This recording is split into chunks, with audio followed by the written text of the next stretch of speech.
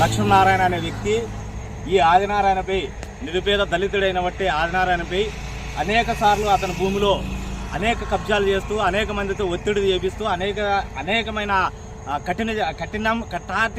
కఠినమైన అతని మీద చాలా వరకు ఎన్నోసార్లు అతను ఇబ్బంది పెట్టిస్తూనే ఉన్నాడు. కానీ ఈ మధ్య కాలంలో మాకు తెలిసిన వెంటనే మేము ఇక్కడికి వచ్చి ఈ యొక్క విచారణ అన్ని చేయగా కరెక్టుగా భూమి అయితే ఆదినారాయణ అని తెలిసి కూడా రెవెన్యూ వాళ్ళు కూడా కొన్ని వాళ్ళ ప్రకారంగా రెవెన్యూ వాళ్ళు కూడా ఈ రిపోర్ట్లు ఇవ్వడం జరిగింది. ఇందులో విఆర్ఓ రిపోర్ట్ ఉంది, ఆర్ఐ రిపోర్ట్ కానీ ఆదినారాయణ భూమి అని తెలిసింది. తర్వాత వంశవృక్షంగానే మరి ఆదినారాయణకి కరెక్ట్గానే మనం అనుకున్నట్లుగానే సక్రమంగానే వచ్చినాయి. కానీ ఇప్పుడున్నటువంటి వైసీపీ నాయకులు రెడ్లు మరి దళితులైనటువంటి, నిరుపేద దళితుడైనటువంటి ఆదినారాయణ మీద